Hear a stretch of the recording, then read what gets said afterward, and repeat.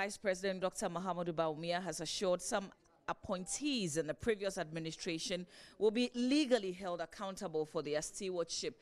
The assurance comes shortly after former Deputy Education Minister in the John Mahama administration, Samuel Okudzeto-Ablakwa, dared the current administration to act swiftly and prosecute his colleagues found to have engaged in corrupt acts.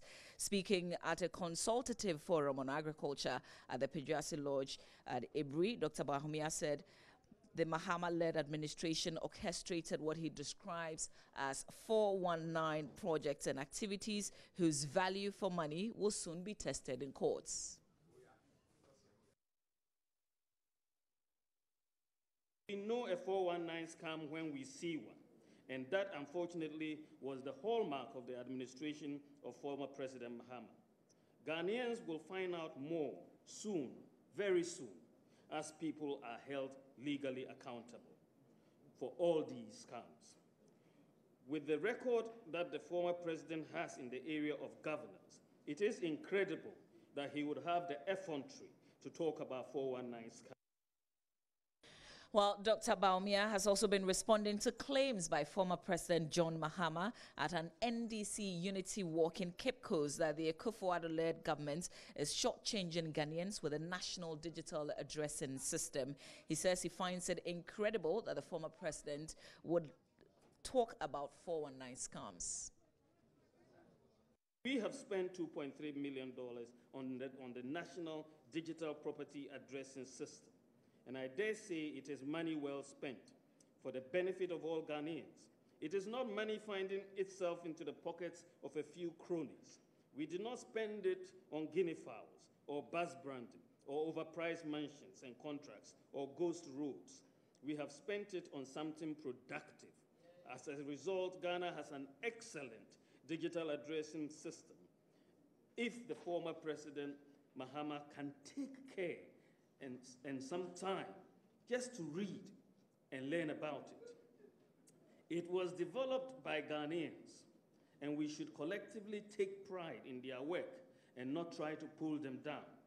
Work is proceeding. We are motoring on, and the National Digital Property Addressing System will be implemented with the physical tagging of every house next year, as well as the synchronization of the digital address of each property with the address on the utility bills of the property. I should note that propaganda did not help the former President Mahama when he was in government, and it is certainly not going to help him in opposition. Well, in a related development, former Deputy Information Minister Rotella Mohammed says Dr. Mahamudu Bawumia's comments on prosecuting appointees of the erstwhile administration exposes the Vice President's ignorance. Speaking on the Pulse, on Monday, Mr. Rotella Mohammed said prosecutions on the cases referred to by the Vice President were all commenced by the John Mahama administration and deserves the credit. He's also urging the current administration to respond to allegations of misappropriation at the Agricultural Ministry. The evidence will be supported by law. Now, if the President himself admitted that a lot of the allegations that people make, you get into those allegations and you realize that there is nothing at all about it. We were told in this country that the President the former administration spent over bloated, if you like, the Rich Hospital. Now, we don't know how much is being spent on it. The Minister of Health didn't even see anything wrong with changing even the placard and embossing his name. Now, we sit here today. The President and the Vice President told the people of this country that we spent 10 million Ghana cedis in printing diaries. I don't know whether Multimedia and Joy wouldn't want to find out how much was spent in printing the 2017 diaries. These are the questions. So we agree that every government must prosecute people who engage in wrong. But can I find out from Dr. Bawumia, are they interested in investigating the 2.25 billion fraudulent and dubious bond in which we still do not know who purchased the 5%? Are they interested in prosecuting and investigating to find out what happened at BOSS? Are they interested in finding out from us, and I'll find out from Joy, that the Minister for Agri told us that they spent over 16 million Ghana cedis fighting so-called army worm infestation. And out of it, An outrageous 8.4 million was spent in what they call media sensitization. The last time I checked, I watch your TV, your station all the time. You didn't run a single advert on that, not a single media house, either print, electronic, indeed ran any sensitization adverts. The Minister for Agri told us that they did that. Now, we still stay with matters relating to agriculture because government has rolled out a comprehensive policy on agriculture that aims at ensuring food security for the country and further contribute to the economy. The plan, among others, focuses more on provision of needed seedlings and logistics to aid the planting for food and jobs policy. The plan also covers the provision of warehouses and factories for value addition. Vice President Dr. Mohammed Bawumia, who disclosed this at a two-day consultative forum on agriculture in Ghana, said government is determined to ensure success of the program. He's pledged a special attention to the sector in the 2018 budget. Meanwhile, Minister for Food and Agriculture, Dr. Owusu Afriyie says the needed impact expected from the planting for food and jobs may not be felt if the needed inputs are not provided. Food and Agriculture Sector Development Policy, FASDEP, and the Medium-Term Agriculture Sector Investment Plan, METASEP 1 and 2, are the latest examples of such attempts. The failure of these efforts to impact positively on agriculture can be attributed to the lack of political will. Ladies and gentlemen, this government is determined to make a difference.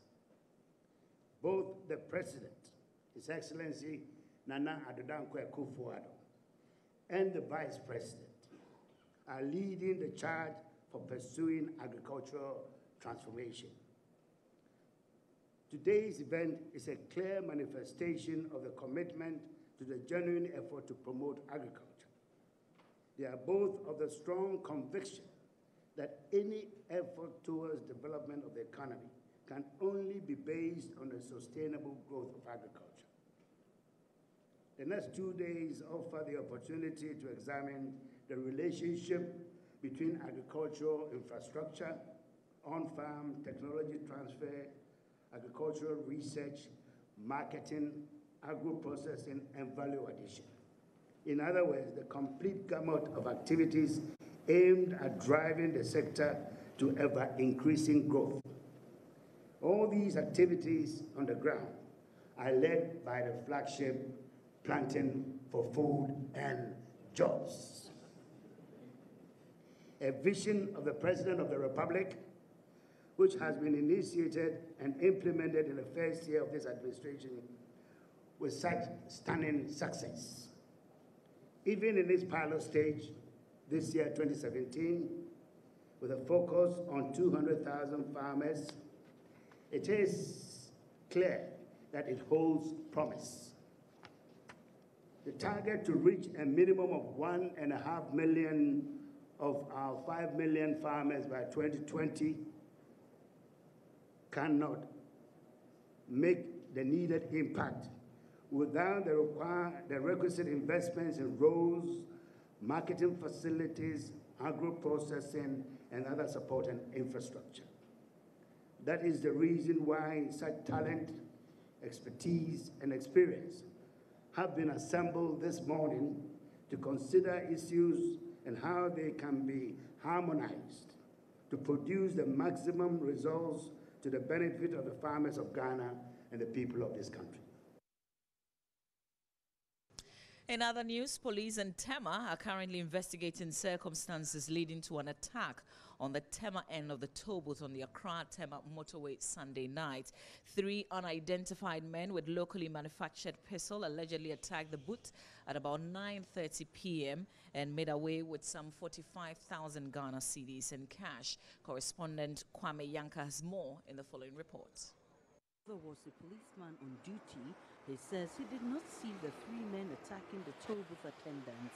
According to the Tema Regional Police PRO ASP Joseph Benefo Dakwa, they're working hard to get to the bottom of this crime. On the 5th of November, that was yesterday around 9:30 p.m., we had a report from the supervisor of the toll booth, Theophilus Ankoma, that he was attacked by 3 men armed with a locally made pistol, and that they made away with 45,000 Ghana cedis, being the proceeds from Friday to the Sunday evening.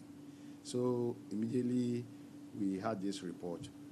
We went to the scene, and on arrival and upon inspection, we found out that 2 of the doors were secured with burglar-proof, and then the safe too was open. ASP Joseph Benefodakwa says both the supervisor at the booth and the policeman on duty last night have been picked up to assist in investigation. He says the Tema command will continue to provide security at the booth. According to him, when the men came, the doors were opened, and then he had also then not locked the safe. The safe was also opened, so they made away with the money. So we also questioned the policeman on duty there, and according to the policeman, he never saw any robbers attacking the supervisor because he was at the other side of the booth. So quickly we took these 2 people, the supervisor and the policeman, for investigation. So as I speak with you, the 2 people are under investigation. We are investigating the issue at the Tema Regional Command. Some booth attendants who spoke off record say the attack puts their lives in danger. Reliable sources tell JoyNews that police patrol teams no longer patrol the motorway, giving robbers enough space to operate. Kwame Yanka's report for JoyNews. Now, last month, Tanzanian President John Magufuli disclosed on live television he takes home $4,000, an equivalent of 9 million Tanzanian shillings, as monthly salary.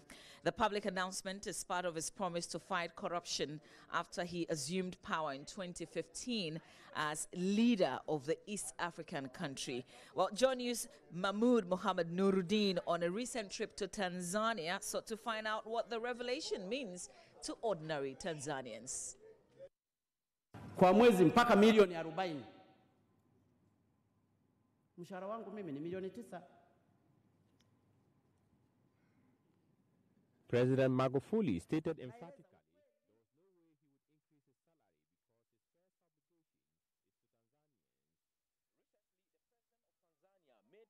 his monthly salary, and today I am here to speak to some citizens here to find out exactly what they make of that announcement. Because I take it as a good thing, as many African presidents, they used to hide their salaries, but ours, Tanzanian, expresses salaries as as an initiative for public servants as well as other officers and leaders to do the same. Some Tanzanians, however, think the president's salary, said to be lower than his East African peers, means nothing different. It's quite normal to me because I know everything that he gets comes out for free. So he doesn't pay rent, he doesn't pay for anything. So what he's getting, for the fact that he mentioned, it's good that we know what our money is doing, but he gets more than that in terms of he doesn't have any other expenditures. So we are sure 9 million or whatsoever is mentioned is straightforward just for him. Gabriel Zakaria is a senior journalist with the Tanzanian Broadcast Corporation. He lauded the president for telling the citizenry how much he earns. Corruption was high in Tanzania also as to other African countries. Corruption has been blamed, the government has been blamed many times for not taking action against officials who are who are corrupt and who are being pointed fingers that, okay, this guy is, oh, this official is corrupt. But even if that the government was there, of course, even the last government or the last regime did some action also, did action upon some of the officials who are accused of corruption. But it's not like it is now. Now it is really very serious. The administration of the current president, Dr. John Magufuli, is a serious administration from the lower to the top. What makes him different from other governments or other presidents who were in power in the past? First of all, is fighting against the corruption, and he declared on his own that, okay, whoever will be arrested or whoever will be proven is a corrupt official, then is going to be punished severely. President Magufuli has reportedly built a no-nonsense corruption-free Tanzania after several regimes had failed to do so. Some Tanzanian public officials are said to have been prosecuted for alleged corrupt practices in recent times. According to the World Bank, 12 million Tanzanians live in extreme poverty, earning less than $1 a day. In the 2016 Corruption Perception Index, Transparency International ranked Tanzania 116 out of 176 countries. Will President Magufuli succeed in his anti-corruption war? You cannot see official traveling abroad as it used to be before, whereby the country money, the country's income have been spent those years back by these officials. They go to attend the meetings in Europe, in America. They go even in a large number of them. But once the current president came into power, he said this is not going to be as usual. Well, many experts believe the steps taken by the Tanzanian president can work in other African countries battling corruption if they pursued it. Mahmoud Mohammed Nuruddin reporting. And that's it for the AM News for now. Of course, we do have a lot more news when you log on to myjoyonline.com. Live from Laboni, Apapa. That's it for the AM News. I'll be back shortly.